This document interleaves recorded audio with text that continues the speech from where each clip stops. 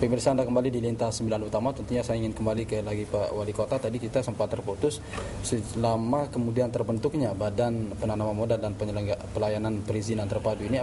Sejauh mana kemudian efektivitas yang sudah dirasakan oleh Wali Kota sendiri sebagai sebagai penanggung jawab tertinggi begitu di Kota Mataram?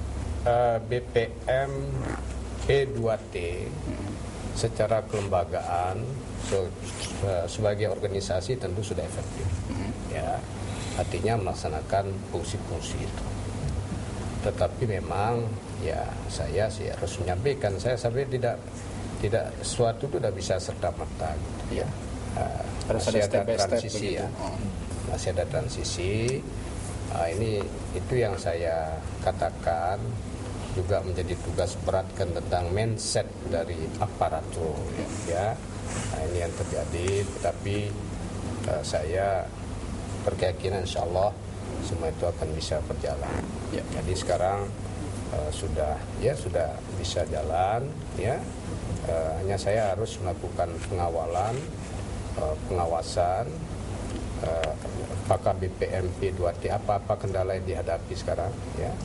Pertama masalah ya berkaitan dengan prosedur itu bisa berjalan normal ya, prosedur yang sudah di SOP-nya itu. Yang kedua juga jadwal yang diabaikan itu. Karena saya ke depan bila perlu nanti daftar itu pakai elektronik itu. Bisa daftar di rumah saja. Ya kan begitulah. Itu arahnya. Tidak perlu capek-capek ke kantor. Tidak perlu capek-capek. Ya. Kita berharap memang seperti itu nanti Pak Wali. Dan ini sudah mulai juga ya, kadang yang pengurus izin ini sudah diterbitkan ya, udah datang gitu. Ada juga begitu. Artinya sudah ngurus izin hilang gitu. Nah ini ya ini harus kita harus diantar itu, cari alamatnya seperti itu ya. Nah ini sudah juga kita sudah saya suruh begitulah supaya dilaksanakan seperti itu. Saya ingin ke Bang Dahar. Kalau tadi Pak Wali Kota sempat mengatakan bahwa memang tidak mudah menjalankan ini semua, tapi optimisme dari Wali Kota terlihat begitu.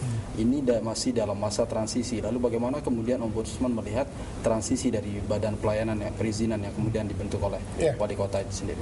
Iya, di peraturan pemerintah ya nomor 99 tahun 2011 ya, sebagai peraturan pelaksana dari Undang-Undang 25 tahun 2009 tentang pelayanan publik, itu kan implementasi dalam konteks regulasi ya, dalam cita-cita besar yang namanya reformasi birokrasi. Dalam konteks reformasi birokrasi itu ada salah satu item yang menjadi penekanan besar adalah pelayanan publik. Kalau ditanya apa yang menjadi tekanan lagi dalam konteks pelayanan publik, ya ini tadi, kantor pelayanan terpadu ini. Jadi dibentuknya kelembagaan seperti begini sebenarnya bukan sesuatu yang tanpa sebuah grand design, baik secara nasional, kemudian karena pemerintahan daerah itu ujung tombak dari negara untuk melayani langsung, ya memang wajar kalau letaknya itu di pemerintahan daerah ya, apa itu kabupaten maupun kota. Sehingga itu yang saya katakan tadi, memang suka atau tidak suka kita nggak bisa lagi menghindar dari hal seperti ini. Nah itu yang pertama ingin saya jelaskan. Kemudian kedua, tadi kan Pak Wali Kota sudah menjelaskan memang membutuhkan masih dalam masa transisi. Betul. Salah satu hal yang adalah memang merubah mindset. Kita harus akui kalau mindset sebelumnya dalam konteks pelayanan itu ada guyonan ya. Kalau bisa dilama-lamain, ngapain dipercepat begitu. Kalau bisa dipungutin bayaran, ngapain harus gratis, murah kan gitu Pak Wali Kota.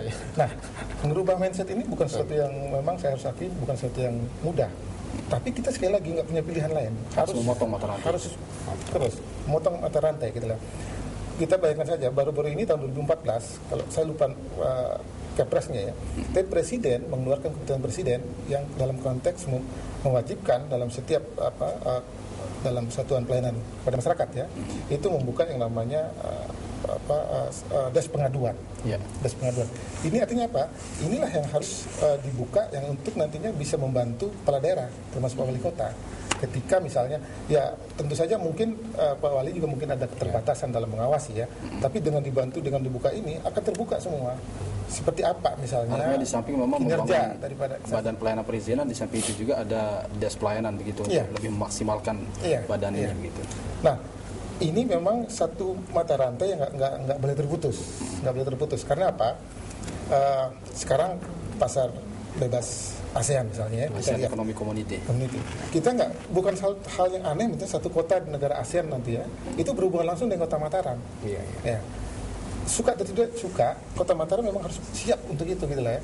Nah ini yang saya katakan, makanya saya katakan saya memberikan apresiasi kalau konteks ini memang diterima dengan sebuah keharusan ya, bahwa ini memang harus di-endorse, harus didorong terus gitu.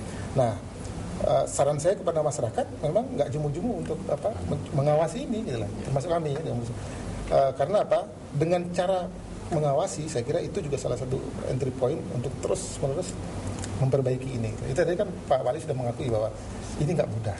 Artinya tapi kalau kemudian Ombudsman melihat transisi BMP 2T ini sudah menunjukkan progres yang positif begitu. Ya, secara saya harus memberikan apresiasi ya, bahwa arah untuk sebuah proses itu menuju arah yang benar ya, bahwa dari kantor kemudian dibutuhkan peningkatan kapasitas. Nah, itu harus dibentuk badan karena ukuran seperti begitu sampai tadi pada suatu saat misalnya sekarang sudah proses tanda tangan izin itu memang tidak perlu harus merepotkan Pak Wali Kota lagi. Pak Wali Kota biar lebih fokus ke yang lain harus diberikan kepada kepala badan dan itu sudah proses.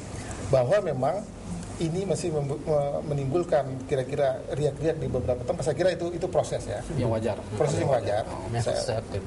Mindset itu ya. Dan saya mengatakan ya, oke, kita sama-sama. Kita bisa mendorong ini sama-sama dan Ombudsman ada berada dalam situ untuk bersama-sama bersinergi. Saya kira itu. Sebelum saya ke Mas Syarif, sudah ada penelpon dulu dari tadi sudah kita tahan. Ya, kita sapa Pak Supri. Halo, selamat malam. Ya, halo, selamat malam. Ya, silakan Pak Supri, apa yang kemudian menarik untuk Anda komentari dan ingin Anda tanyakan langsung bersama Wali Kota dan kedua narasumber kami yang lainnya. Ya, yang pertama memang patut kita apresiasi pada pemerintah Kota Mataram yang sudah mencoba melakukan perubahan-perubahan di Kota Mataram terkait dengan reformasi birokrasi dan pelayanan publik. Nah, cuman reformasi birokrasi itu tidak cukup kalau tidak dibarengi dengan reformasi pelayanan publiknya.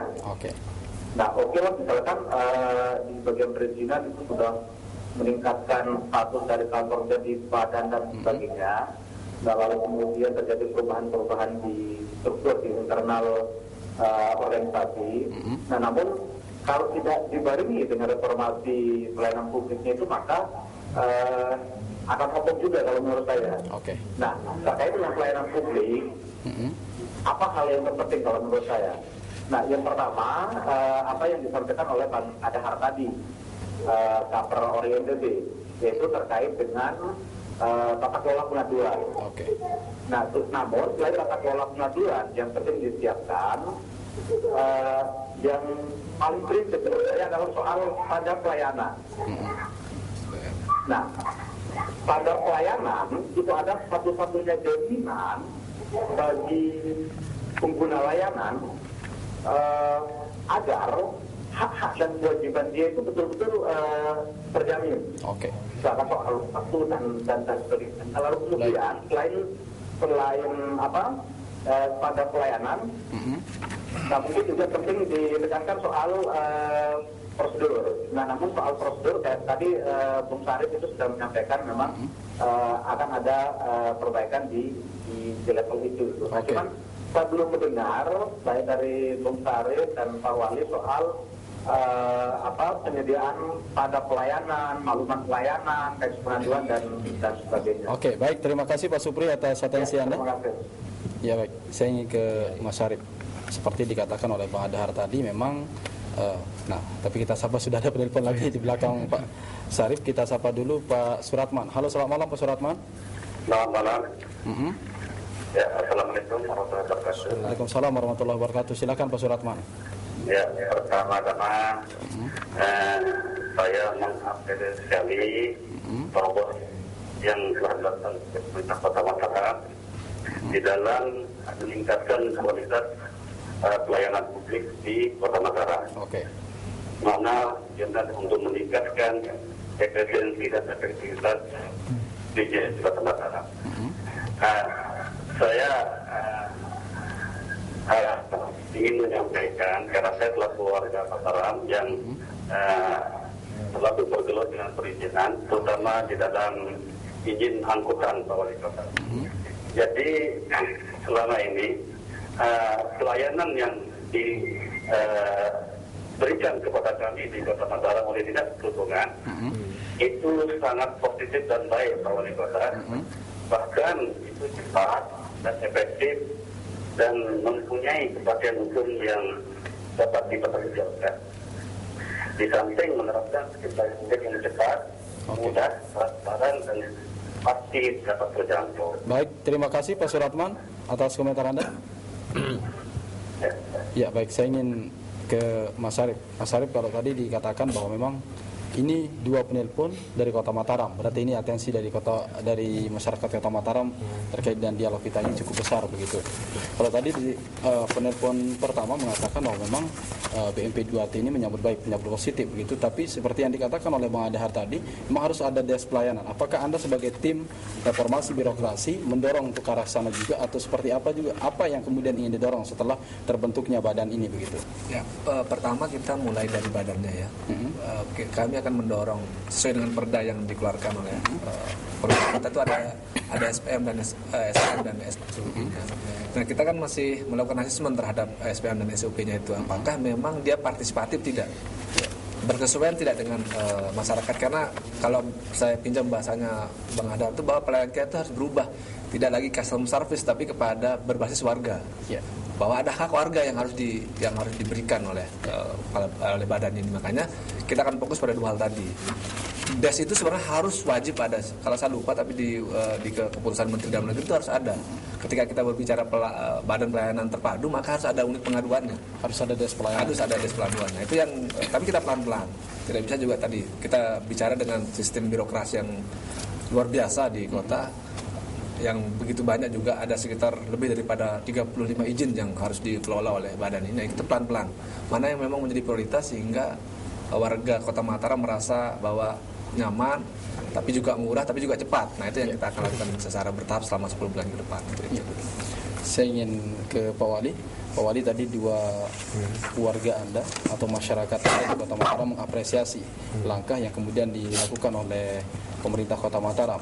Ini bagaimana kemudian? Apakah memang nanti ke depan sudah dirancang dalam grand desainnya itu memang desk pelayanan itu akan dibentuk di Kota Mataram? Oh ya, itu sudah. Tapi dijawabnya nanti Pak Wali, karena kita membahas jenak. Kami akan kembali sesaji dari pariwara berikut ini. Tetaplah bersama kami di Dintas 9 Utama.